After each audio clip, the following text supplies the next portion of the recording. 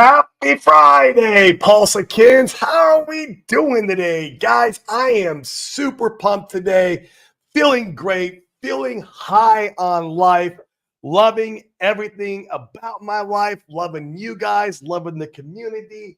It's an awesome day out here in Puerto Rico, having an amazing time, just chilling with you guys and improving our lives every single day, 1% at a time, spiritually, mentally, physically, financially. And we are doing our best to bridge the gap between real estate entrepreneurs, cryptocurrency investors, where we can use crypto as that wealth creation tool and use real estate as a wealth preservation tool, bringing these two assets together and change the trajectory of our family tree and break that curse of mediocrity. That's what we're here for. That's what this show's about. That's the journey we are on, and it's been just an absolute blast. I'm having a good time, feeling good, guys. I am really, really this year, I have made it my focus to dial in on my health, and I am smashing it. As far as the blood work is concerned, as all my metrics are concerned, I am having just an absolute blast doing it. And I might, 1% better. I think I might end up being 10%, 20% better by the time the end of the year comes on my health. So it's awesome. So, guys, today is your show. This is the Open Mic Friday. Our resolve, I should have put our resolve, not my resolve. Our resolve will not be shaken out because I know you guys here have the mental fortitude, what it takes to be a long-term cryptocurrency investor to have success, right? And this is why we're all here. This is what we're doing. But let me drop, where I find it, there it is. Let me drop the StreamYard link so you guys can come in, talk about anything you want, anything money, anything, crypto, of course. We love crypto. I love crypto. It's my passion. Anything, real estate, anything health right now, which is a lot of fun for me. I'm having a blast doing it. And anything else. I love it, guys. So here is the link. Come one, come all. Once again, this is your guys' show. My stream is lagging. Let me make sure I'm on the right Wi-Fi. I am. Okay, Elon, get your shit together. I'm on the Starlink, so it should be okay. I'm going to drop this in the chat. And while you guys are coming on, we want to check in with the secret chart. That's the real reason why you guys are here. I know that. And this is how we know we're still at the right place at the right time. And then we're just buying our time. So let me go ahead and present my screen real quick. And here we go. Here we go. And guys, it looks like, let me widen this a little bit so we can get a full picture. There we go. Guys, I don't know what else proof you need. This is Pulse measured in Ethereum. If I've ever seen a bottoming, I don't know, man. This is like pure capitulation, bottom, run sideways. Like, all we need from here, guys, is some market structure to break us out. And obviously, the longer we go in this sideways capitulation zone, the more parabolic the move could be. I learned that from Hans, right? Like the longer we're down here in these depressed areas and we run sideways, the bigger the move on the opposite end. And so, yeah, look at this. It's been down here. And I know we've done this before, but it's great to check in on it. Since May, the end of May, it's when it kind of got down here, right? So that's the 5th month. Yeah, May, I had to count, make sure I'm accurate. All the way here, man, to September. I believe, we could get out here in October, even maybe November, and that's a beautiful flattening sideways. Look how small the candles are, guys. Let me kind of zoom in. Look how small these candles are in comparison to all this price action, right? Like, it's crazy. That is capitulation at its finest. And that's what we care about, guys. What we care is, how is our ecosystem measured against Ethereum? If you believe Ethereum is going to go and do a 3x, 5x, 10x. Well, I mean, this is all we need to know. This is it. And this is pretty solid proof for me. We just need to see some structure, like a breakout structure, like a W, something like that. And this is on the daily here, guys. I mean, this is like, man, I would love like somewhere in, you know, the end of the month or maybe October, we start to see some W's print and starting to get ready for that breakout. And if not, man, the longer we run sideways, the better. So I mean, this is awesome, guys. I like to keep checking in on this because this is what helps keep my resolve, right? Let me know that I'm in the right asset, that I'm investing my dollars in the right place, right? And this is one of the clues to the puzzle. That's all it is. It's just you have this big puzzle and you got to go find these clues and put them together and take a step back and look at the greater picture. This is one of them. I mean, I can't see a better setup. I just don't know, guys. Like anybody who starts fudding on Pulse on Twitter, you can just shove this price chart down their throat. Okay. I mean, literally, that's how I feel about that. But you know, all right. We got Norbert in here, guys. I want all you guys to come on. This is your show. Let's wrap everything about Pulse Chain, about money, about real estate, whatever you want to do. But man, Norbert, what is up? Good man. How are you doing today? How you feeling? Yeah, feeling good, man. Thank you for Are you asking. extra bald today? Is that what is that the I feel like you're extra bald, more bald than normal. I don't know. It could be just me. Yeah, probably I cut it shorter than usual. Okay, So, okay. That's a bottom yeah, signal. from here you can only slide Yeah. as Oh, soon as you hit it. I love it, man. I love it. What's going on in your world, brother? I'm chilling at the airport. Unfortunately, my flight was canceled yesterday. Was trying to get to Zurich, my favorite place on earth, Where to? Switzerland. Say again. Switzerland. Oh man, I would love to go. I've never been. I want to When ski you the wanna come, Swiss just Alps. when you wanna come, just tell me and we organize it. I have people over there. You know, we Really? can. Yeah. I'm going to Serious? see them now. I might move there actually. I'm thinking of moving there. Really? Have you skied the Swiss Alps? No, Mister, no. I don't want to do those things. It's out of your control, and then you heard these things which are extremely valuable. Otherwise, I can't trade with my nose. You know. Are you afraid you can't push the buttons for crypto? Is that why? No, not for crypto, for trading. But yeah. Okay. Oh man, yeah, I would love to visit. I got one friend out there from when I was in music college in my early 20s, and he's from Switzerland, and I would love to go visit him, and then of course see the country, go ski the Swiss Alps, and man, I would love that, dude. It'd be awesome. Yeah, Take a it's bunch of pictures. breathtaking. It's breathtaking. Take a bunch of pictures for me. That'd be great Yeah, to I will. Oh, Frank is here.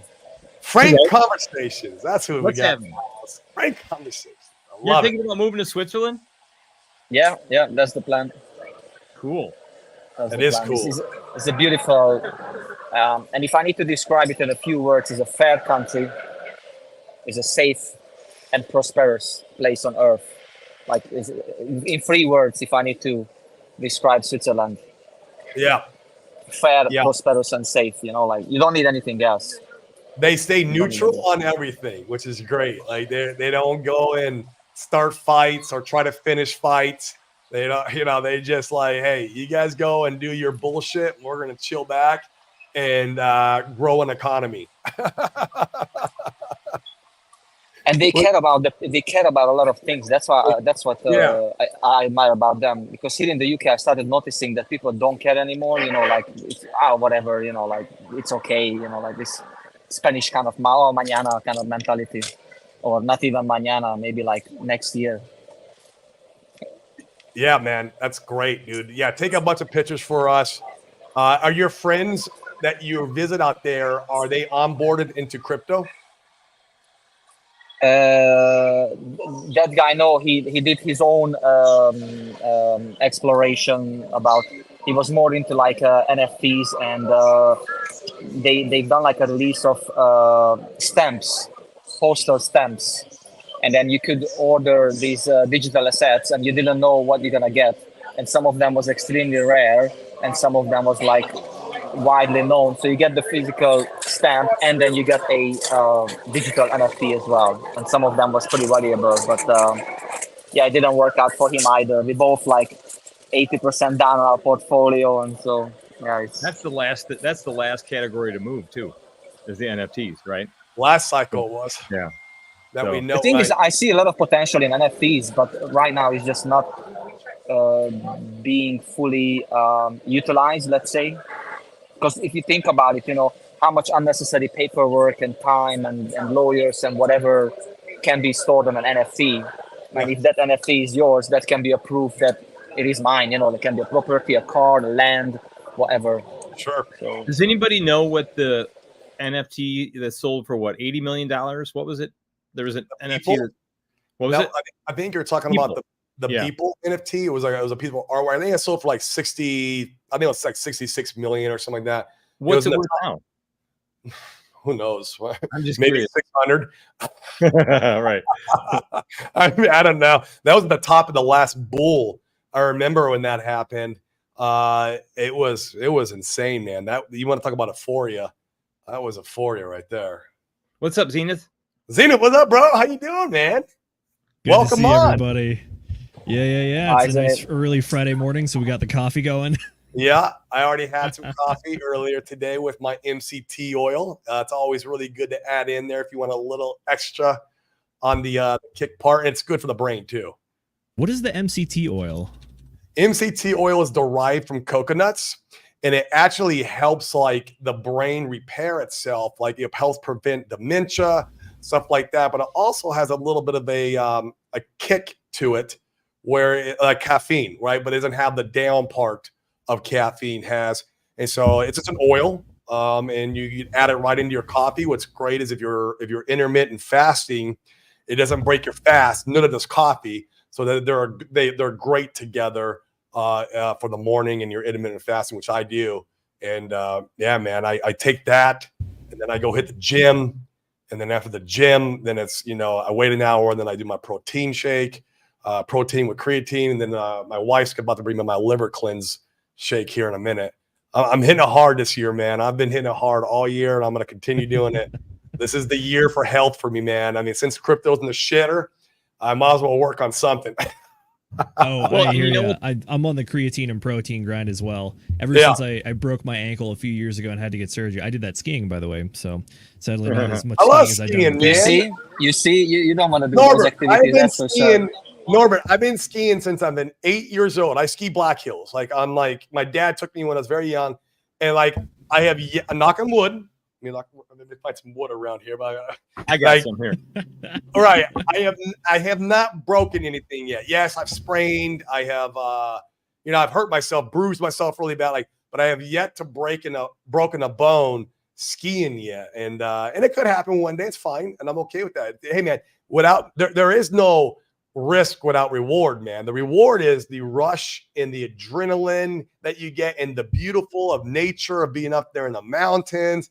It's surreal, man. And that's how life works. No reward without risk. Yeah, that's true. But you are in a different position compared to me because you're a retired multimillionaire. Yeah, I'm not. So if I break any of my hand or legs or whatever, no one's gonna pay me shit, man. I don't want to break my leg or hands. I still work. Like I still do things. I have a family I got to keep up with. My 3-year-old daughter, man, she's got me on the run all the time, bro. Like she keeps me exhausted. So Damn it. It's nice to do all the things that you're doing with your body right now. When I was in my late 30s, early 40s, I gave up sugar for 90 days. And believe me, sugar's in everything. it's horrible, amazing. especially the processed refined sugar, Frank. Yep. If you're doing like pure sugar cane or a brown sugar, like depending on where how they make it, there is, or honey. Honey's a great sugar with all kinds of antioxidants that that I'll add into like my oatmeal, or if my daughter, if I want to sweeten something for her, that's how I do it. Yeah. Yeah. Well, it's great that you're doing all that stuff now, and everybody. I mean, I did it. 47, bro. I want to live to be 150. And that's how you do it. This is. I'm just thinking out loud. Like maybe this is the way you do it. There's no. Who knows? But I'll say this: that I had my blood levels checked pre giving up sugar. Yeah. And I was borderline like diabetic. a 5 out of 10 for being getting diabetes at some point. Yep. And then after I did it for 90 days, I was down to like 0. Like there was no trace. It completely restructured my blood. And, you know, and now I don't eat a ton of sugar, very little. And when stuff's sweet, I just can't eat it, you know. I mean, yeah. So my point is that, and I lost like 15 pounds. Oh, for sure. You know, it's crazy. And so it basically reset my life for the next 50 years. You know, that's how I look at it. Yeah. You can cleanse your body, go for 3 months, a year, whatever it is. You know, it resets your system for success. So. Yeah, man. I mean, I'm telling you, it don't matter how much money we have in the world. If we don't have our health, we don't have shit, bro. I'd rather be a healthy, broke, happy guy than a rich, miserable, fat guy. Like, if I had to choose, you know what I mean? Like, I'm going to pick health every day over money, every day. So, I have a question. So, do you guys use DBank? Are you subscribed? I do. No, I plug in my public addresses once in a while to check balances and to kind of look over and see if there's any tokens I'm not, thinking about, because you'll forget about stuff sometimes. And DBank's really good for that. But I don't do the whole. I see the narrative going around in the ecosystem, for subscribing and then putting your wallet up there for everyone to see. I don't know, man. It's tough, man, because if you got a good sized wallet, I don't know. I don't do that. Well, you don't want to put it here. I was about to say it must be nice to have a nice sized wallet, but it's not all. I mean, a nice sized wallet could be like 10 grand or more, right? Like it's all relative. Okay, that's fair. You know what I mean? It's all relative to the person. But like 10 grand can easily turn into 100 grand, and that can easily turn into 500 grand. I mean, it's very quick. This shit moves quick, man, when the bull market comes. That's true. I don't use DBank personally. I'm a bit of a crazy person, and I literally have it all in an Excel spreadsheet that I track by hand. So, that's what Dane does. Dane does that shit. He'll pull up a Excel sheet, and it's all like, yeah, it's crazy, man. I mean, it's not too bad. I usually just keep track of like the raw number of the tokens that I have. My overall crypto strategy is to stay relatively focused. So, I mean, sure, I've taken a couple just like pot shots over on the Pulse Chain side of things, but other than that, I'm in like less than 20 tokens, so it's not too hard to track all at once. Wow, so that's pretty good. Even with airdrops and stuff like that, you're still at only 20 tokens. Well, there's very few airdrops that I actually like care about or trust. So, for example, the only one that I know that some people like chase airdrops. I don't quite understand how to do that and chase the ones that are actually valuable. I have only received the Shrapnel token as a part of an airdrop because I like the GameFi stuff. I thought it was a cool game. I bought like the VIP package like a year ago or something. And then I think it was like this last month I actually got airdropped. It was close to like, at the time, it was like $300 of Shrap token or something. And I was like, oh, cool. This thing pretty much just paid for itself. So, but other than that, I haven't really gotten any airdrops. And if I do see random stuff show up in my wallet, I just ignore it or just try to reject it. Yeah. 95% of the time I do too. Yeah. I do too. Me too. Never ever, because you learned it in life. If someone is approaching you anywhere on earth, that's normally they want something from you. It's not the other way around, 95% of the time. Unless you did something intentionally to get that airdrop, Frank. Like, for example, I think right now you can go over to the Sony testnet for their new up-and-coming blockchain, or it's an L2. Like, if you go in there and use their testnet, there's going to be an airdrop that you could receive. Like, that would make sense, right? You intentionally did something where there was going to be a small reward in the back end, and then you get the airdrop, and it's like, okay, that makes sense. But for stuff that's to show up in my wallet randomly, I'm like Zenith, man. I'm like, F you, I'm not touching it. I'd rather not, right? Like even if it's worth like $100, like it's not worth risking my portfolio or that wallet. You know what I mean? Yeah, it's tough, man, because I know some of them are legit. There are legit airdrops out there. It's crypto. It's like the only place in the world where free money happens. But it's hard to determine which ones are the scammers or not, unless, like I said, you intentionally did something to get that said airdrop. Yeah, yeah. Well, I've noticed that I do find it fun to go and look at certain addresses in DBank. Like I think the Firewall, I haven't looked at it in a while, but I think He's got one in there. I think that's pretty cool that someone like him, you know, that's a fun thing to look at, because I think it helps. It certainly helps me expand what's possible. You know, like it's a really eye-opening experience when you see how many millions of dollars are in a particular wallet and what positions are allocated to that. And I think with his wallet, I mean, I found there's hardly anything else. There's hardly anything outside of the ecosystem, the RH ecosystem in his wallet. I find that very cool that somebody's that invested in the ecosystem, and the liquidity providing that he does.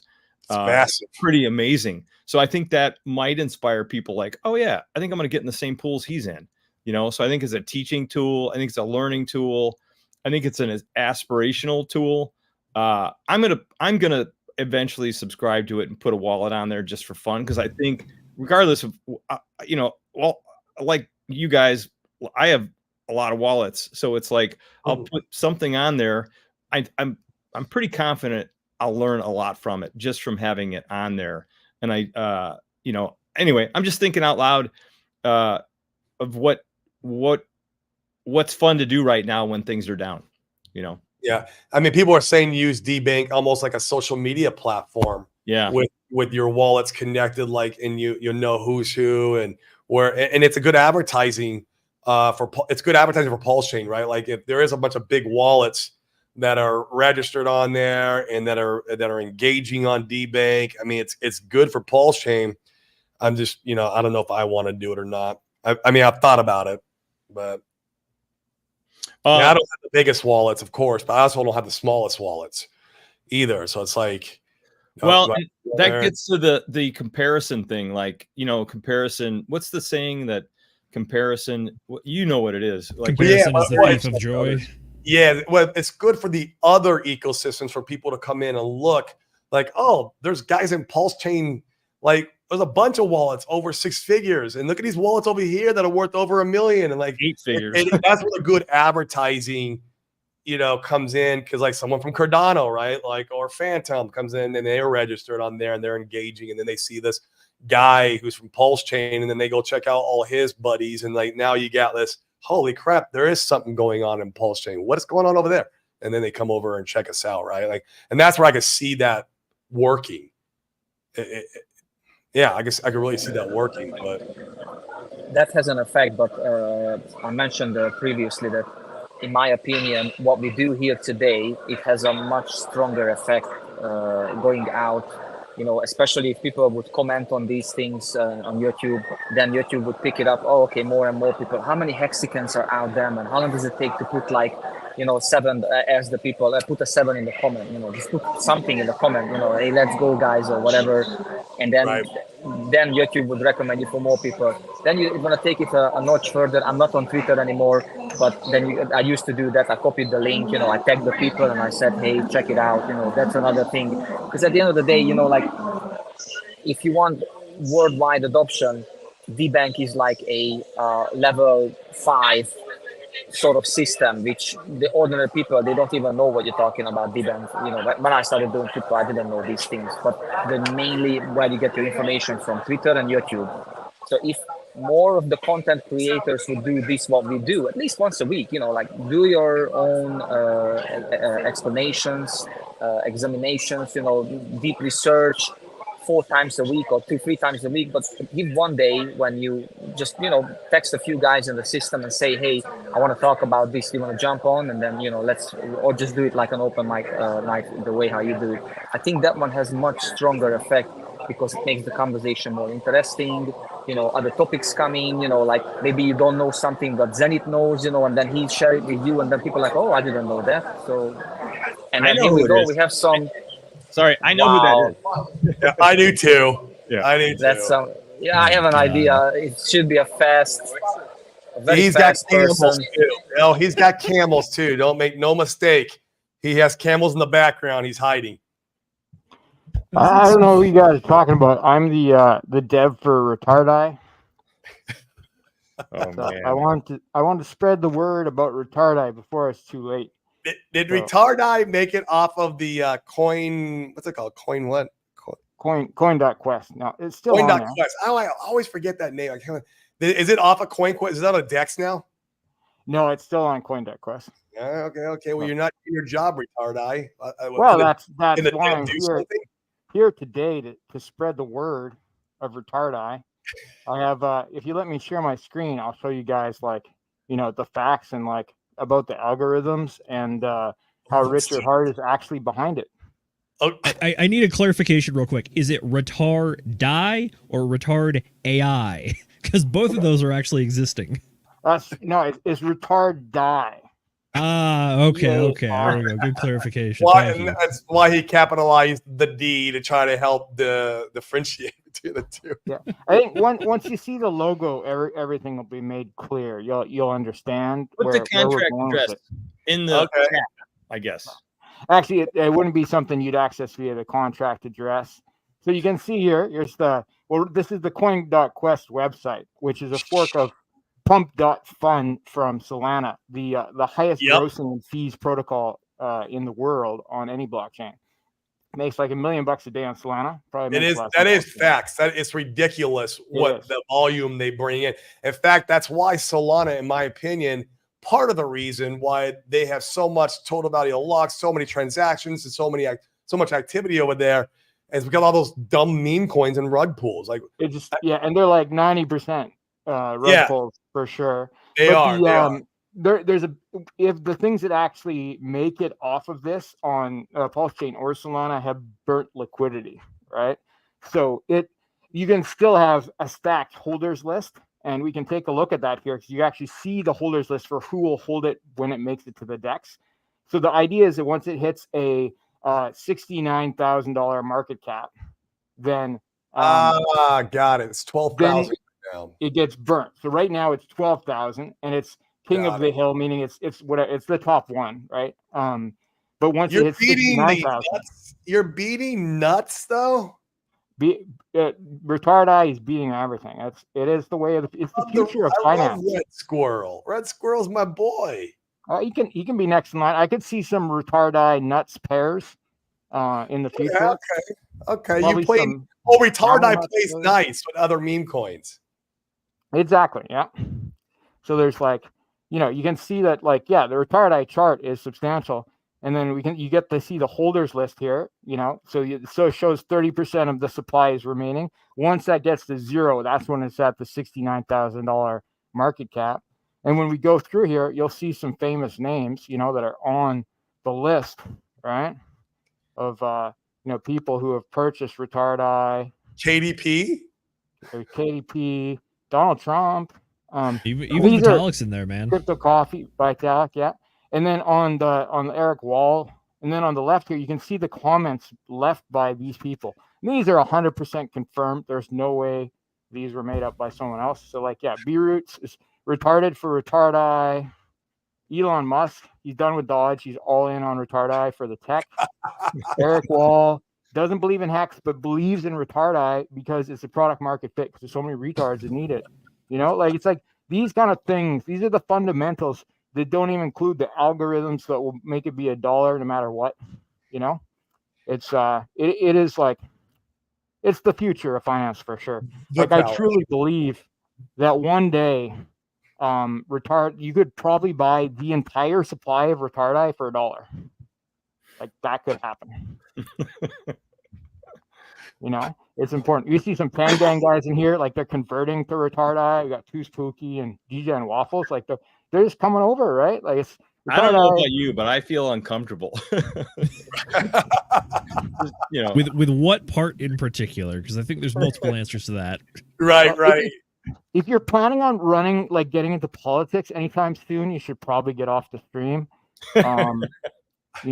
I think that's probably a thing. But this is what the people want. So yeah, I just wanted to get that out there, and you can see behind I got I have spreadsheets and flowcharts and stuff. Like you can see that there's a system here, and some of the wallets that have bought Retardai on Coin.Quest have bought things from wallets that were connected to wallets that deployed stuff by Richard Hart, right? So that's your proof of Richard Hart's behind this. He's behind he's behind Retardai. So it's in the code, right? He's definitely behind Pulse Chain, and Retardai lives on Pulse Chain, so I guess there's a connection there. It's really Richard Hart's token, yeah.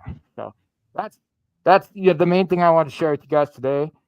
Is that one day you could probably buy the entire supply of Retardai for $1, and so I think in that respect, it's going to be very similar to PDAI. And there's this so much room to take over finance. Is this one of these times where you're getting some really bad reception on your end, Corey, where the show just kind of cuts out? On purpose? Yeah. Yeah. Oh my gosh. I mean, or just everyone pretend that we cannot hear Fast Abdul. Sorry, what was that? I can't hear you. What happened to the camels, man? Are the camels around anywhere? I mean, camels have no relation to Retardai. Camels have no relation to Retardai. Okay. You never know. That some Retardai could go to the Camel Clan distribution if it makes it to the DEX. If it makes it to DEX, it could be on two fronts. Yeah, that is true. Retardai. I think there is as much chance as Retardai, probably technically more chance of Retardai hitting $1 than PDAI. Just by the math. If you look at the chart and you mean total market cap or right, total market cap $1? Both could for sure happen. Total market cap could be $1, which is what I was saying with you could buy the entire supply for $1, but also a single Retardai could be $1. I think both things are possible. Okay. As possible as PDAI hitting $1. But anyway, Zenny, do you have any remember how I said earlier about how I try to keep my focus narrow and I invest in only a few tokens? So there's no Retardai in your future there, Zenith. Is that what I'm sensing? I'll put it this way. We might throw 1 million pulse at it or something, but that sorry, I'm looking at other stuff right now and I'm just thinking oh gosh, I got to catch up to Corey. What's going to get me there? Just keep DCAing. That's what I do. I mean, I just DCA once or twice a month. That's all I do, man. There's no secret to it. I do play some meme coins once in a while. I'll play. Oh, he's sure. Gone. He's gone. He just. Frank, you got your wish. The Blue Man Group got upset. Got upset. The boogeyman is gone. I'll play some meme coins once in a while, man. I recently, and it looks like I sold a little early. I even sold some PTG recently and went into Pulse because it was pumping pretty hard. And I'll buy and sell them. I think it was what's that? 5% sell tax, right? Yep, that's fine, man. I got about a 20x on it. Nice. Yeah, I bought it in the last little it was last year when I bought it. You bought it at the right time. Nice. Yeah, I bought it near the bottom, so it was time to sell for me. I'll buy back in. It really is. It really is about buying bottoms. Dude, it is, dude. I won't buy massive green candles. The people shilling it now, to me, it's like you guys are being, disingenuous, shilling massive green candles like that. It's just not my thing. Well, I think what's important is that I did my what was it, $2,500 to 250,000 challenge, right? And I was buying a lot of coins. Right? Oh yeah, how did that pan out? It didn't do well. everything. I created a huge base of a lot of coins. Okay, but the value of it, I think at one point I took 500. It was probably around 10,000. I don't even know what it is now because I kind of gave up on it. Yeah.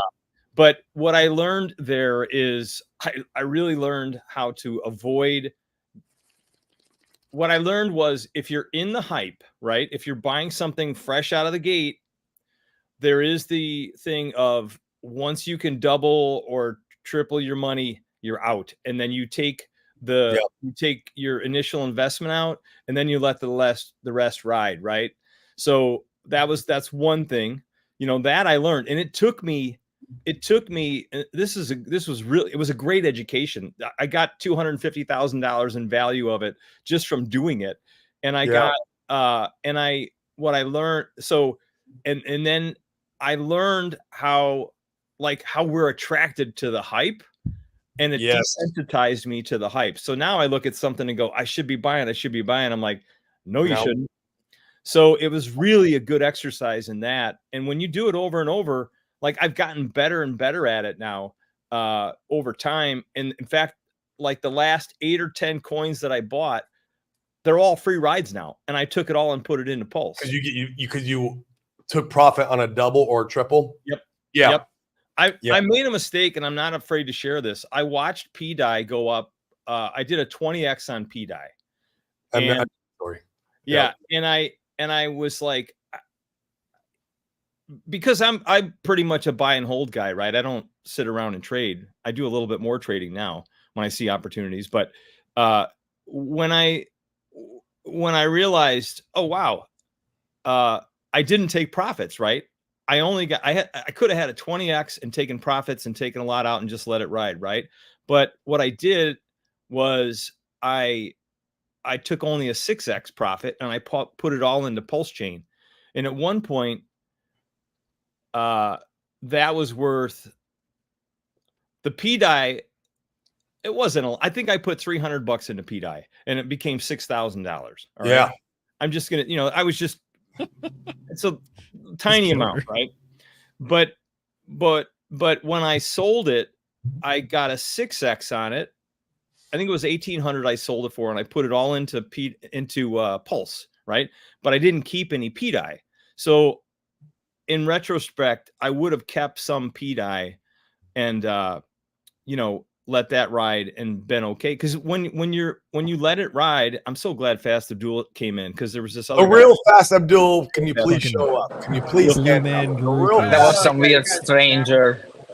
With that outfit on, he looks a little bit like Slappy from Goosebumps, just a titch, If you guys seen the movie Goosebumps, it's great. Jack Black plays Slappy. Or like like from old days. But I learned a lot from doing that, and I think if you get a chance, do some degenning for a while, but don't do it with money you can afford to lose in very small amounts, and you learn a ton. You just learn so much doing it. I think I traded 20 or 30 coins within that time frame, and I just again I finally caught on. And when you hear people that do this regularly and they go, Frank, take profits, take your initial investment out, I'm like, no, it's going to go higher. That's a telltale sign. Even in this in this bear market, there's parts of bull markets, so you can get caught up in that, and the bull market itself is sustained, like a long sustained. We've talked about this. It's a long sustained feeling of months, weeks, months of euphoria. And so where am I going with this? Somebody sell. Help. If you feel like taking a picture to send it to your buddies, have a plan. Sell it first. What you wanted to finish. Have a plan. Your degree of attachment goes down to 0 when you got a free ride. You can do whatever you want with that free ride. So, but when you still have everything in it, you're attached. You're really attached, and the goal is to become unattached and make money being unattached. I learned that from B Roots, to be honest with you. Exactly. Like about a year and a half ago, even before Pulse Chain launched, just from kind of following him around and what he does. And I know people have mixed opinions about him, and that's fine. But like, that's where I watched the law of meme coins. And when I started actually going in and playing with some of the meme coins, that's exactly how I learned it too. I mean, one coin I got a little too attached to, I should have sold, was Solid X. Rode that bitch all the way up and all the way back. Damn it. I'm like, Corey, you know better. because I got attached, Frank. I got attached, and because I spoke to Tiago and Randy's group, and like I know the fire well. I know what he makes in liquidity. So I got all this attachment because of that, and still like, Corey, you're so stupid. Well, who knows? Maybe people, maybe Retard Die will continue going up forever. Maybe that'll be the one that could I go wouldn't up. trust that guy. That guy's a scammer. Sketchy, like he was talking about providing liquidity with Retard Die in the Camel Clan. that. I think it wouldn't be providing liquidity. It'd be that Camel Clan participants, which are people who are yield farming in a pool with 30% 2 fucks or more, could receive that as a bonus token, like they're receiving the Camel token right now, or like the solid index pair is actually paying on top of fucks and 2 fucks is paying Camel, Soy Me, and Nope token. It's paying Soy Me, the original Soy Me from back in the day. The original Soy Me. Really? That I don't know if you guys know the story, but that was what actually created Solid X. Yeah. There was that token because Sami would not play nice with it. And that's fine. It's his MO, right? He don't want to have a coin and he doesn't want to be related to a coin. I get it. And since he denied it, and I think he even He made a sell wall, right? That was it.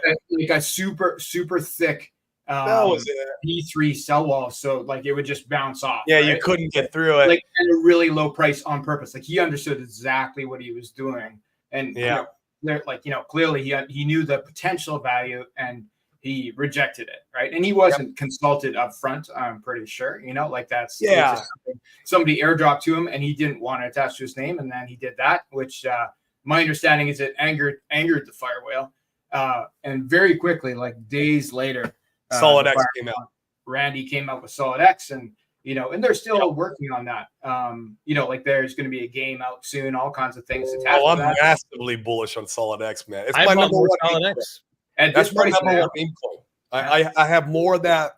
It's literally like if you look at my portfolio, it's like Pulse, Pulse X, Ink, Hex, and then Solid X. Like that's like almost the order of if you want to look at the economic value. Solid X, man. I'm bullish on it. Don't sleep on the X token. Man, it's already pumped too much for me, bro. I'm done. Well, that's buying a green candle. I don't buy green candles. I'm not saying buy it. I'm just saying don't sleep on it. It needs a big retracement for me to buy could it. be a retracement, yeah.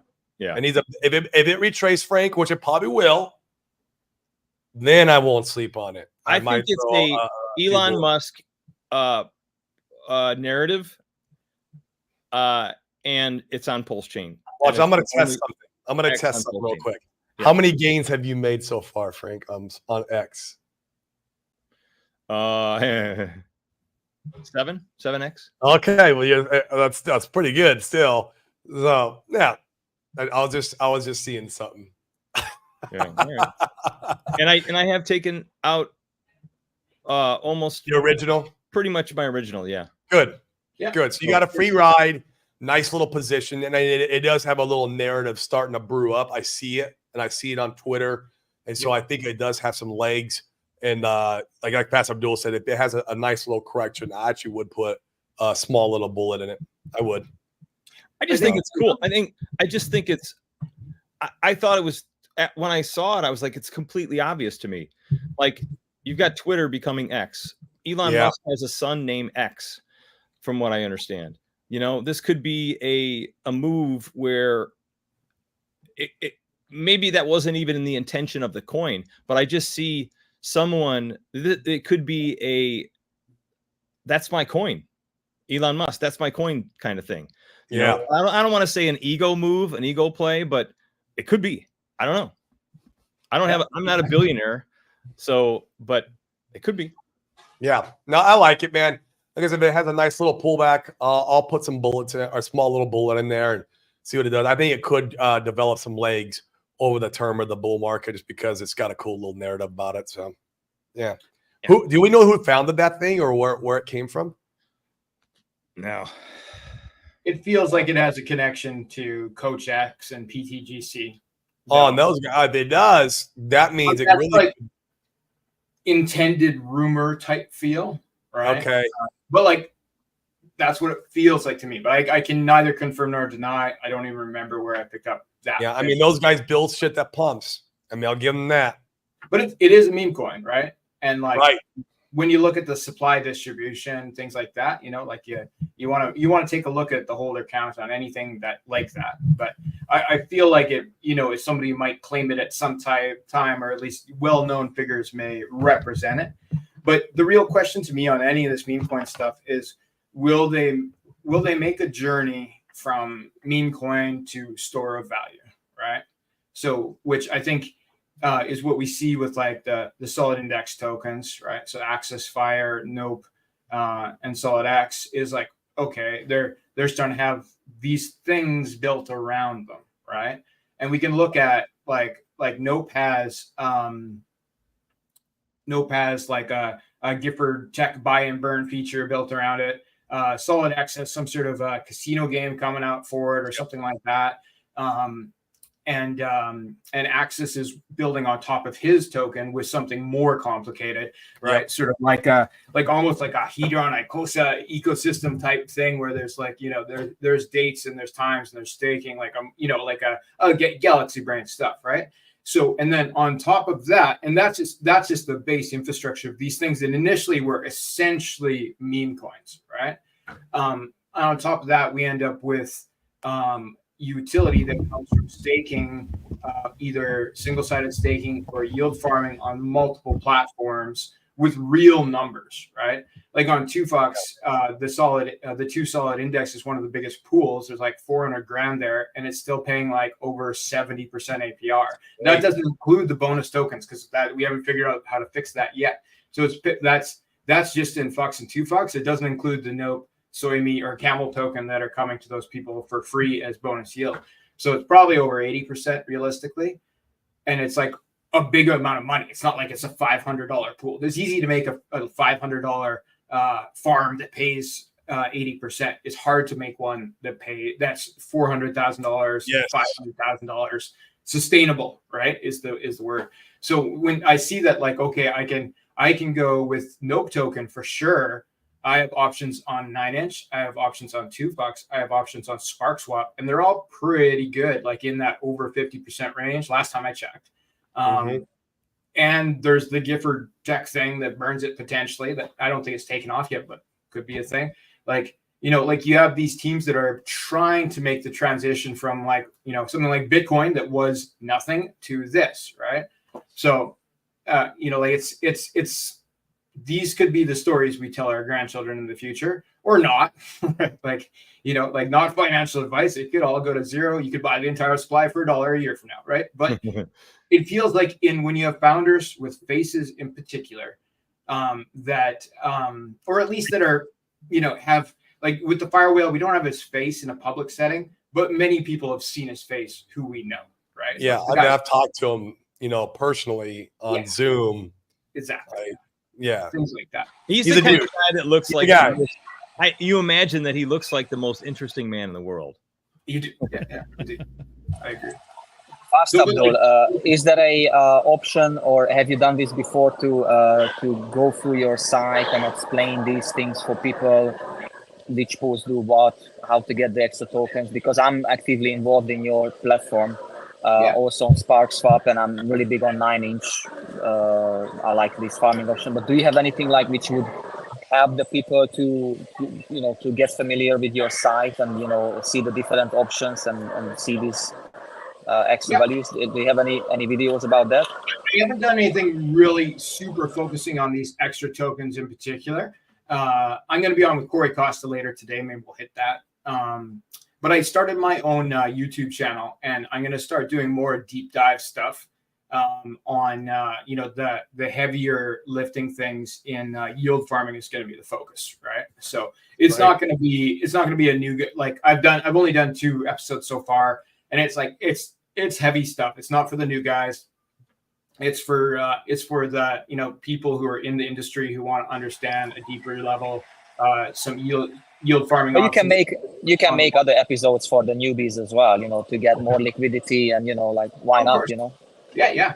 No, it is an attention market, right? And I think especially if you go to other people's shows, like let's say you and Cody would do like one of the afternoon when you screen sharing and show things or whatever. I don't know if Cody would go up for it, but I'm always up for dual cast streams. That's something that could, I think more people in the community should do that, actually, just because it would. because this is what we need, like news, and all these other things move in the market. If you put any chart front of anyone, no one's gonna look at it like, oh, is the Fibonacci or the Bollinger Band or whatever news comes out, that moves the market. That's it. These big guys don't sit in office, and then maybe they put like trend lines or like, they use Fibonacci, maybe the max, I would say, and trend lines, and support resistance. And that's all, like they don't need anything. I'm not going to do any starting. I think there's I have a vague understanding. Like I took a class on it once, but there's so many guys that do it so much better. Like my co-founder Yellow Cake is probably the best chart guy I know. And then, Axis and that Hands guy, he actually charted Retardai the other day, which was pretty hilarious. Yeah, things like that. Like there's just guys who that's their focus. That guy was just on here. He left. Yeah, you should interview the dev of Retardai on your channel. It could be done. If there's a yield farming option, which is actually something I've talked to Hexy Bastard about, if the Coin.Quest tokens, right? So they're on there, and it's like the Coin.Quest thing, the same as Pump.Fun. Like that's super degen, like 99% rug pull time, right? Like that's like it just makes it so it can rug pull before it even gets to a DEX, right? Yeah. Like this pre-DEX rug pull, right? So you want to think of it as like play money, like it's literally like $5, right? Like not $100, not 1,000, not right. 100,000 pulse, right? Like I think that's the game there. But I was talking to Hexy about like, okay, once those things do make it to the DEX, if they can have utility on day one, like 9inch wants to be like, okay, you have a yield farm with the Nuts token paired with Retardai, and if you participate in that yield farm, you can earn BBC, right? Well, then it's like, okay, then maybe this won't definitively go to zero, which on Pump.Fun on Solana, the ones that do make it, so they get they make the 69,000 and they move over to the DEX, the liquidity gets burnt. It's just a dump fest. Like none of them really make it past there. I don't think there's a great success story of a token that moved on. So to correct that, if you had immediate utility as the next piece of the pie, right? Oh, as soon as it gets onto the DEX, you have like a different, yeah.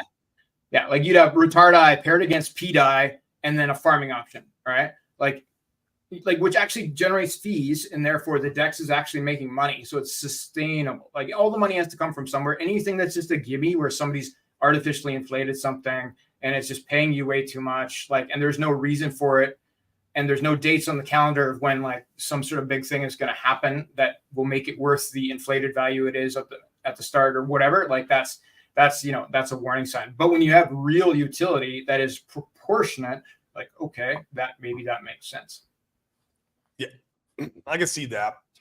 It'd be nice if we did have something make it to a DEX and really explode, just to have that spotlight that CoinQuest actually is producing a viable meme coin versus where Pump.Fun? Is that what it's called? Yeah, is all 100% garbage. But I mean, like literally that protocol alone is what brought all the transaction volume to Solana. It is amazing what that thing did. And if we can get even a fraction of that over to Pulse Chain, that's why I'm not against it. I love the meme coins. I welcome it. I'm not a big meme coin guy myself. That's just not my stick. I love utility type stuff, and I do hold some meme coins, but it's not my forte. But like I welcome all of it. Like, come on. Bring it all on. I mean, unfortunately, it's going to bring a lot of rug pulls and scammers, but I mean, that's just part of the gig, man. We're in crypto. This is just how it is. That's why the SEC's here, so they can track the rug pulls. You got it right. Yeah, right. So they can bring all the scammers to justice, right? Instead, they attack all the guys who have credibility and who are actually trying to make the world a better place. Fucking stupid. Yeah. Look. That's what I think about the SEC. So, I mean, if you want to give the middle finger to the SEC, just go buy Pulse Chain. or anything else on Pulse Chain too. That's another way of giving them. I mean, anything on Pulse Chain ecosystem gives the middle to the SEC. So like, yeah. But no, it's good, man. Can you answer this, Fast Abdul? I've been meaning to ask Hesse Bastard, but I haven't talked to him. Why did they go? I think I have a hunch why. Why did they go with CoinQuest instead of like putting some branding in there for the 9-inch? My understanding from, like, I'm not to be clear, because I have got this a bunch of times just because I'm aware of what's going on, so I can talk about it. Yeah, I mean, it's not your team. I had zero relation to these guys as far as teams go. Like, it's just, I'm just having fun. But like, I understand that they intentionally strayed away from Pulse Chain branding, right? Or attaching specifically to the 9-inch decks, because they want to be able to reach a wider market potentially, right? So let's say this does explode and we get like outside influencers looking at it. He wanted it to be able to move on its own, not necessarily be tied to Pulse Chain, which right now I think is fine. In the future, obviously, you could change that branding if it was relevant. So I think that's okay. One important point I think that these guys, they've declared that they're doing, and there's signs that they're going to do it, is that Pump.Fun is the highest grossing protocol in crypto, but 100% of the fees all go to the founder. Like, one guy is making $1 million a day off of it, right? Nothing goes, like, it's not going back to the community. Whereas proportionately, like, I'm sure it's a much smaller number, but what is it again? Coin.Quest is also charges relatively high fees. It's like 3% of transaction, but 100% of it goes back to the community, and they have a leaderboard for that shows you where it's going to go in the end. So it's like people who participate get. Got it. So if you're on there making coins and doing things inside that ecosystem, then you're going to get a little share of that revenue. Buying and selling even, right? And actually, if you look at the top, like they have like a leaderboard, and you press the leaderboard button, you can see it, and there's points assigned. It's the guys who are buying and selling likely are the top guys on the chart. Versus if I go buy Retardai and Nuts, I'm going to get paid to do so. I believe you'll get a kickback if you buy it or sell it or participate in any way where you move funds around on, on CoinQuest, right? Interesting. So what that is, like, whether, like, it does, like, if you get rug pulled 17 times in a row, will it be a win? No, probably not. Probably not. But there is something that goes back to the community.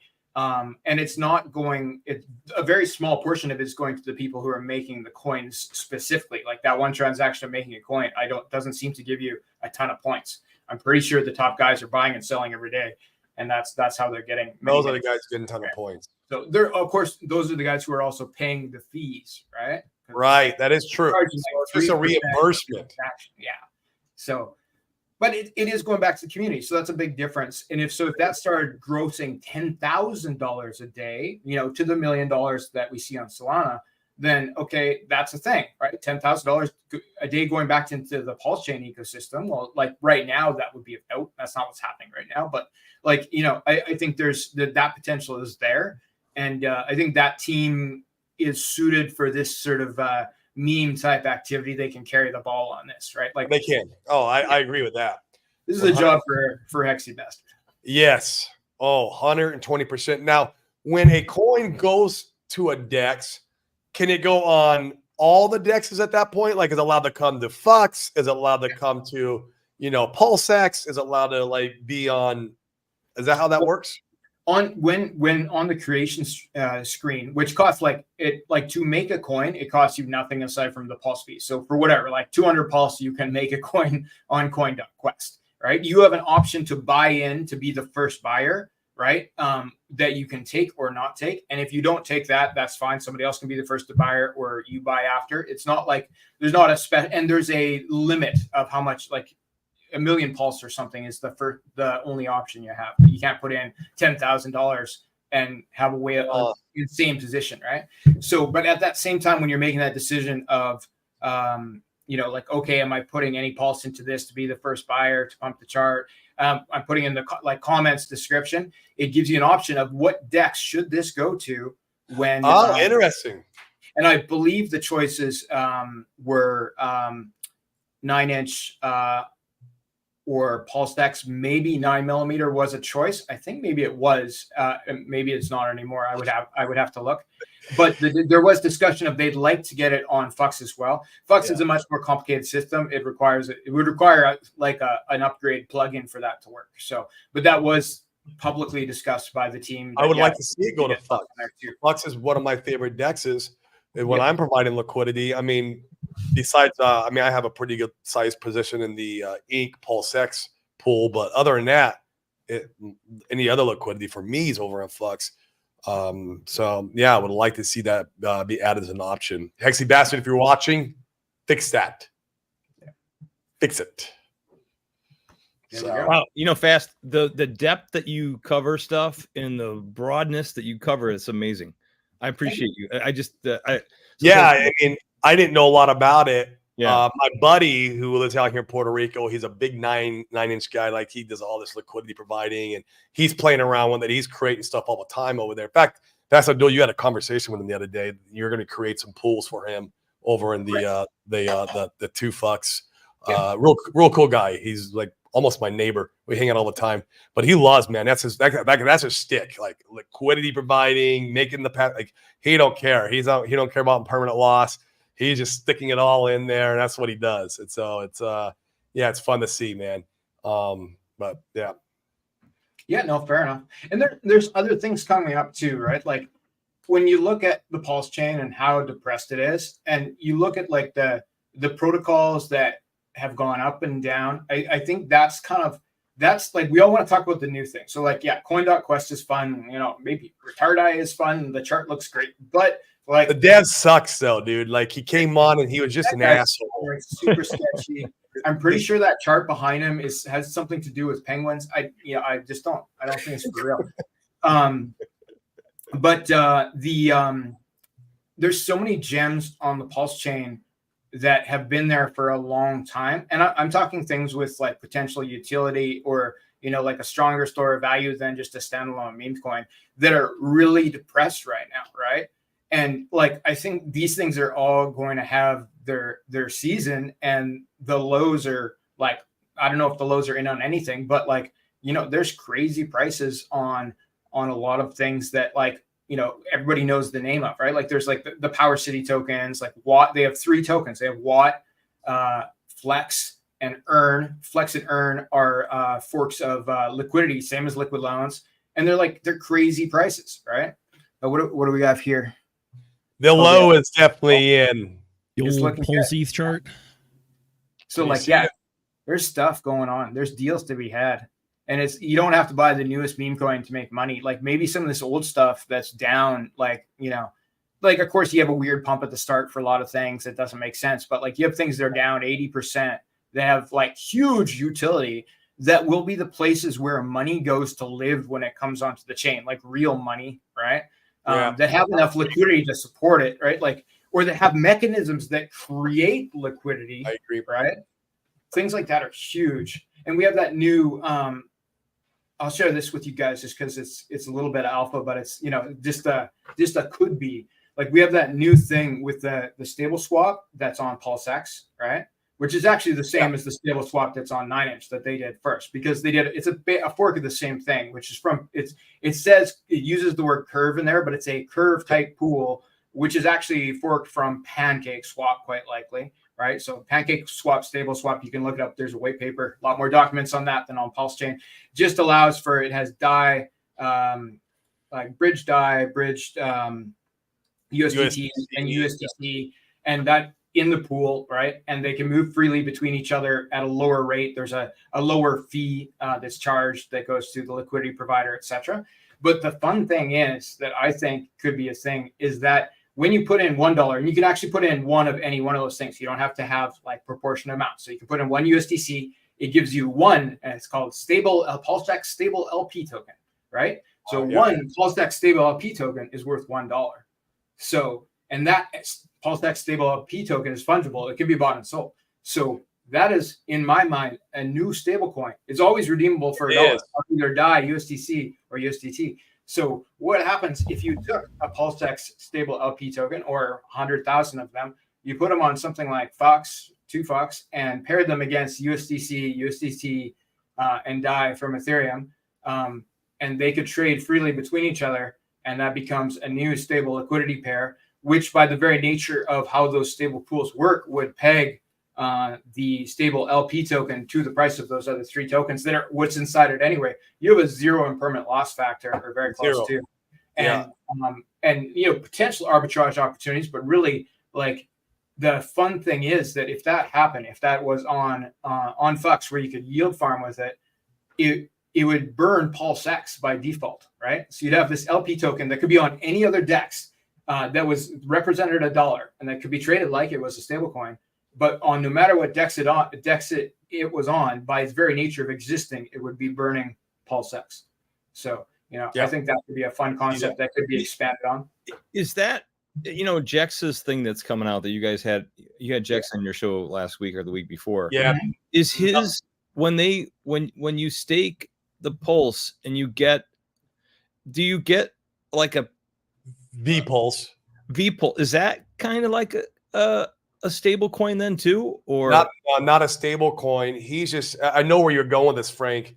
Is you could just take your Pulse and V-Pulse and put that in a liquidity pool, and you have very limited and permanent loss because they're very relevant to each other. It's like almost the same asset, except for this one here is going to have a little bit of yield that it's accumulating over time, which is very slow. So you won't even suffer. You're not going to suffer a permanent loss playing that game. You could also be like, if there's other staking protocols, I know there's like a Project Pi, for like a liquid staking, and you can take maybe theirs, take V-Pulse, take Pulse, and now you can open like a FUX pool where you have more than one asset, and you can have all these liquid staking derivatives plus Pulse have virtually almost no permanent loss. So it's kind of the same ideology there, Frank. Great for farming with the stable coins.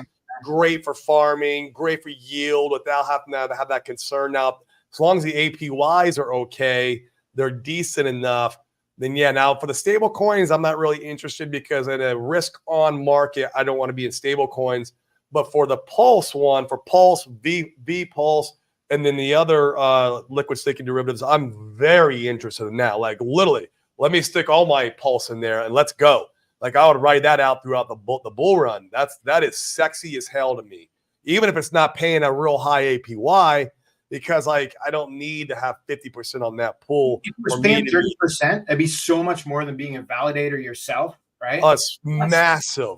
It'd be like you were a validator because those tokens go up because they're attached to validators. Yeah, and you still are on a couple of them, right? Like it's double dipping, amazing. Right? Oh, it's amazing, man. I am super excited when that stuff starts to roll out. And it's showing that Pulse chain is starting to grow up a little bit, right? For me, that's what it's showing, because these liquid staking derivatives are over on Ethereum. They're on a couple other blockchains. But the fact that now we're going to be getting them, and these have utility. Remember, I'm a utility guy. Like that's what really gets my brain excited. The meme coins are fun, and I encourage them to all come over.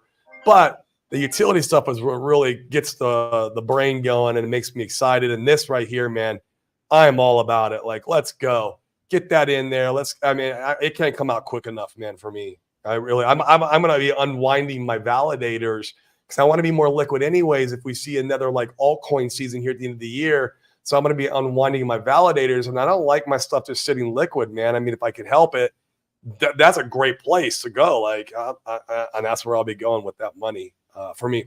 So, not financial advice, guys. None of us are financial advisors on here.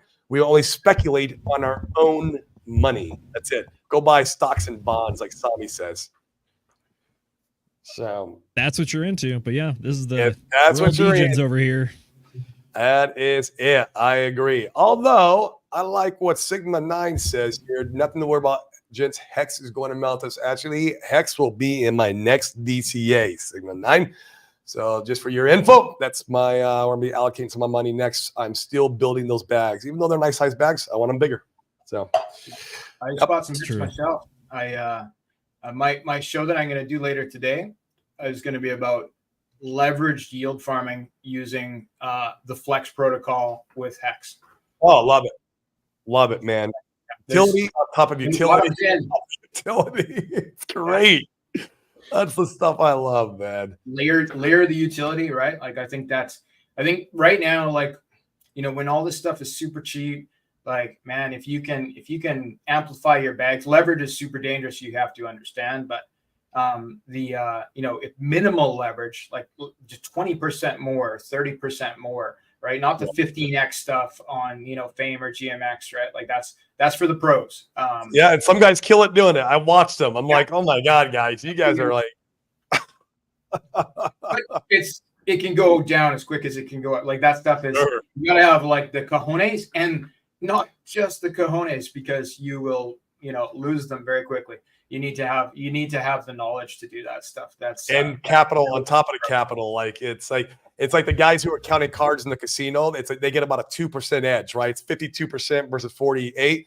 But you're going to have nights where you get your ass handed to you still, and you got to come back the next day with more capital. So like that's what leverage trading is like. Even if you have that edge, you have an edge, but there's going to be days where the market's going to hand you. It doesn't matter what kind of edge you hit. They're going to hand you your smackdown, right?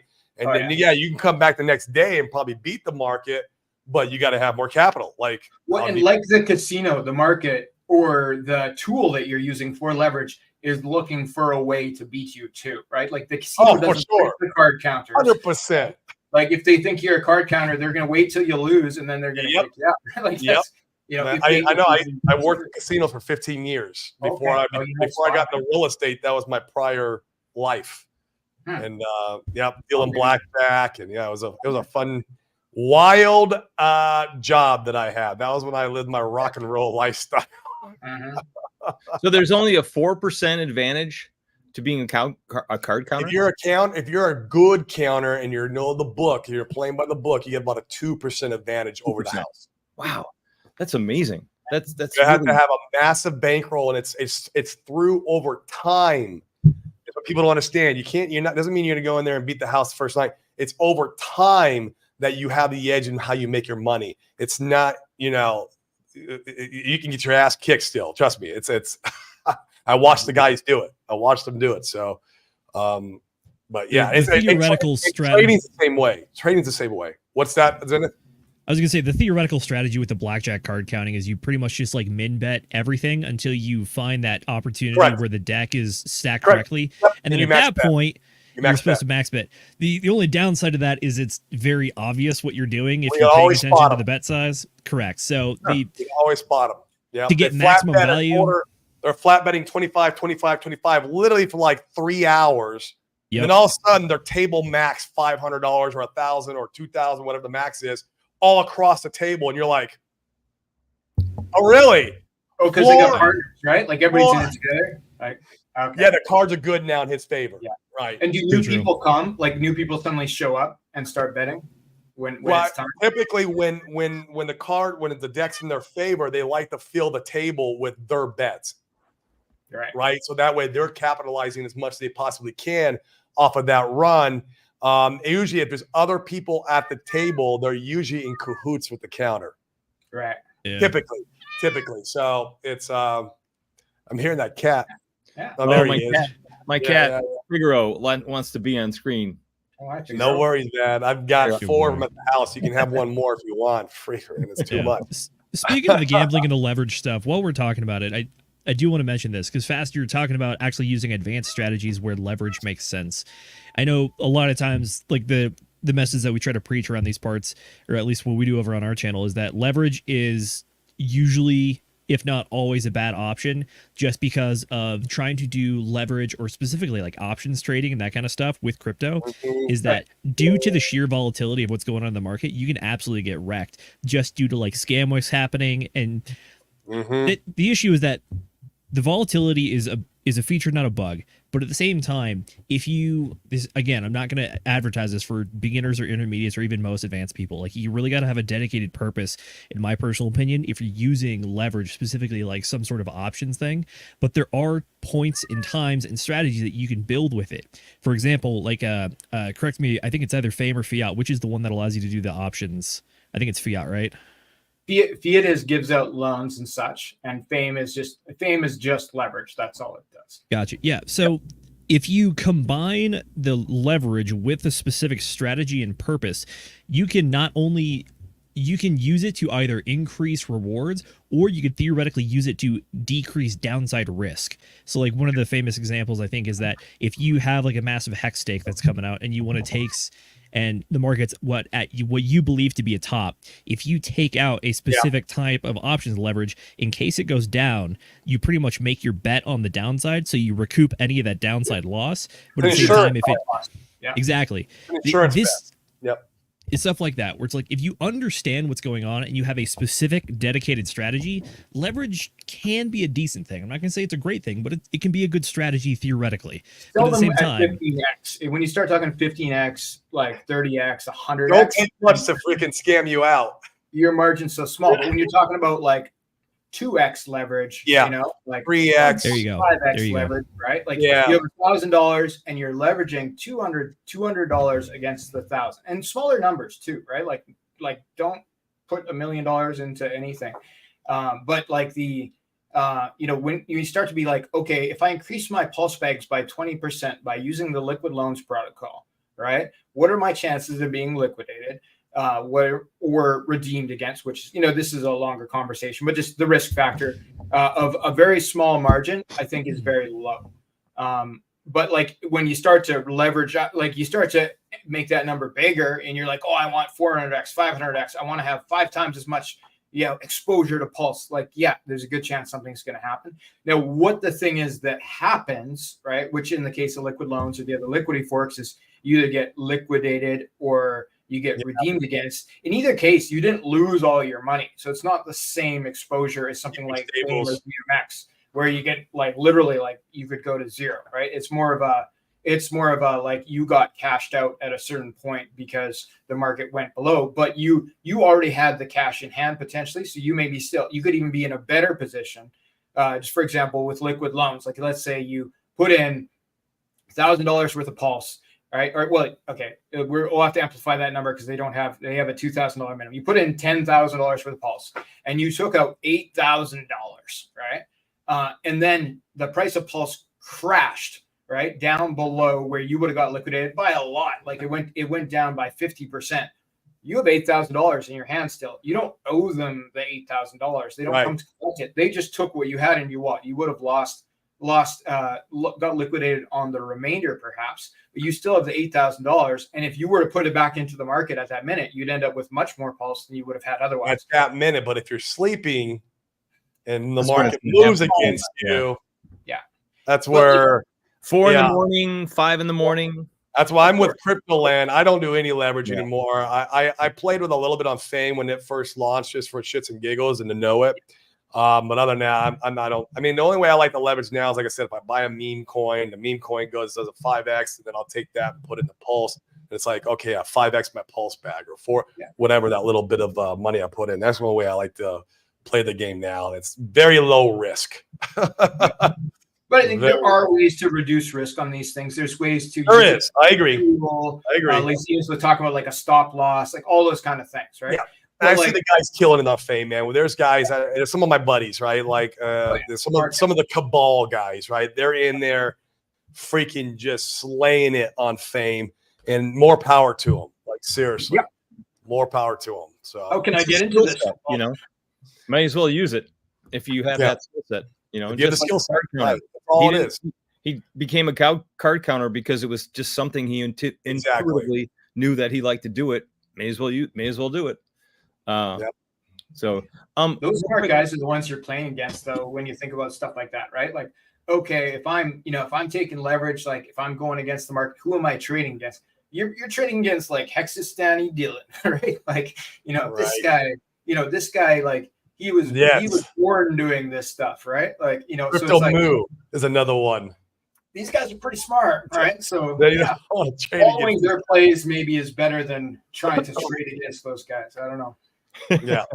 Not my shtick, man. I'm a buy and hold guy. Buy, hold, make passive income. I'm a real estate guy, dude. That's like I bring this shit right over to crypto. Like I don't want to the casino, buy the casino, right? Yeah, like, I don't want a second job anyways, man. That's the win. You don't need a second job trying to do this shit. When you're trading, man, and you're levered, that's a second job.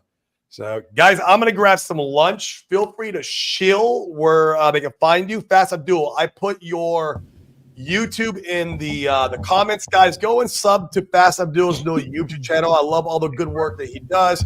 Maybe he'll bring that asshole retardai on the show, and maybe they can get into it. That'd be a lot of fun if he did that.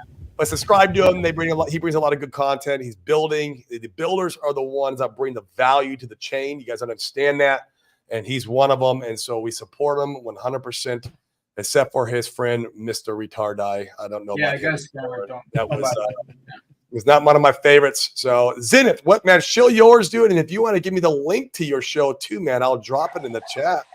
If you're able to put the link. I was on Zenith's show the other day. It was a good one. We had a great conversation for a couple hours about anything, everything of real estate, crypto, and even taxes, which was really cool. Yeah, thanks for coming on and bringing your tax guy. That was a really good show and had a lot of good try to info in bring it. him. Yeah, I don't want to answer all the tax questions, dude, because I'm like, no, ask that guy. Ask the guy that's You're not an smarter than accountant, me. right, Corey? What's that? He's a tax strategist, CPA. Like he's He was good. yeah, dude. He's been doing it for Awesome. like 30 years. Yeah. And yeah. So I wish I'd have found out about him before I moved to Puerto Rico. But hey, I'm in Puerto Rico, so this is it. This is the horse I'm going to continue to ride. Oh no, not the tropical island. Oh no, how terrible. I know, right? It's I love it out here. Like I said, the only time we don't love it is when the power's out for fucking 20 hours, and I got a 3-year-old who's crying. That's where it gets. That's That's true. where All it gets brutal. For sure. All right, Well, hey, thanks for having me on. You can find me on Twitter and Instagram at ZenithDI. And then the show that I run as one of the co-hosts is DGen Roundtable. So we got book club on Fridays. We got Sunday is our flagship show where we talk about news, macro events, and all the crypto news as well. And then on Wednesdays, we like to do special guests with all of you fine gentlemen and people alike. And then also we do Whiskey Wednesday segments where Fast Abdul comes on, does 7 costume changes, talks about the Camel Clan, and then we all have a beer and have a laugh. Wow, that sounds like a lot of Can I fun. come on and have like a cava or something? Like I don't drink whiskey absolutely. or alcohol. Can I just come on and yeah, okay, good. I've been sober for 5 years now, so it's good stuff. So all right, cool. Frank, you want to shill anywhere? Your Twitter? At Polancic Frank on Twitter or at Frank Conversations on Twitter. That's it. Sub to him, guys. Frank is one of my good friends, and he brings massive value to the community. He's an organizer of community inside the community. It's amazing what he does. And Norbert, man, shill your shit, bro. I don't have any shit, man, to shield. I follow Norbert on Twitter. Norbert's on Twitter. You can find him. Yeah, you can find me on Twitter, but like I said, I don't really go recently on Twitter too much. I like this real conversation with you, fine gentlemen. So yeah, maybe I come on the DGen Roundtable show if I can at someday. And love to have you. yeah, it would be nice. I prefer those things. And most of the time I'm trading and I'm helping my friends. I have a small circle. We created a small trading group. And I'm helping my friends to become successful, and then we can just visit Puerto Rico and whatever, do things. Come visit, man. Let's go. Right now, I picked a spot where I'm sitting in front of a place which has private jets on it, and one of them has a big P on the side and it's blue. And I'm like, yeah, one day. Real quick before you take off, have you learned a lot from becoming a trader in the last 3 to 6 months? Yeah, absolutely, guys. It's tremendous. It opens up your brain, and we don't just look at charts. Like we check the news. We do in-depth analysis. We follow really talented guys who explain a lot to us, and then we share the ideas with each other. So yeah, absolutely. Cool. It's And then really good. one other thing too is Zenith. We met in Vegas. Are you going to the 369 Vegas March 6th to the 9th? Absolutely. You kidding me? That was the most fun event I've had all year. Yeah, I even made a nice little spoof ad video for RG3 to help promote the event back when we had our coupon code. If you go check out the Pulse Chain Tour website, they still have codes for 10% off all the tickets for that stuff. But yeah, I'll be out there. I'm also going to be in New York for the October 24th hearing and October 25th. I'm trying to nudge RG3 into putting me on a panel at the event, so I'm looking forward to speaking live. And I'm even going to try to speak live at the March Vegas Pulse Chain Tour event as well. Cool. It's cool. Awesome. Yeah. Just I know you got to go here, Corey, but I just want to say how important it is for everybody in the community to come to these events, because you meet. That's where I met Corey. You know, I met Zenith there, and then all of a sudden I met Fast in Norbert through Corey from his show. So it's like the web of connection here is really important if you want to dive deeper into everything RH related, crypto related. So I just encourage everybody to go to events and meet people and be with people. And it's really, you know, this community is like no other. I'm not kidding. I've know how to follow a community. It's not just in, like, you know, I've come from a real estate background. I follow people in real estate, follow great people. This is a great community. And I really think it's important that everybody shows up in person. I love it. I love it. Beautiful. Cool, guys. On that note, we're going to pick it out. Remember, guys, if you want to 10x your bag on Pulse Chain, Norbert, is that you? You're It's the airport. Is sounds like you got a plane taking off in the background, and everyone's screaming out the window. But guys, if you want to 10x your bag in Pulse Chain or in crypto, go create 10x the value in real life and bring that money in and leverage crypto for the gains that it brings, so you can bring it back into the real life, guys. I appreciate every single one of you, everyone in the comments. We all appreciate you guys. Hit the like, smash the subscribes. I see 176 of you guys watching. There's a lot of you guys on Twitter. Come off of Twitter, come and like and subscribe to the actual YouTube, because that's what helps us bring the good word to you guys. Retweet the show for me, and guys, have an amazing weekend and go, how do they say, touch some grass. And hug some trees. Yes, hug a tree. If that's your stick.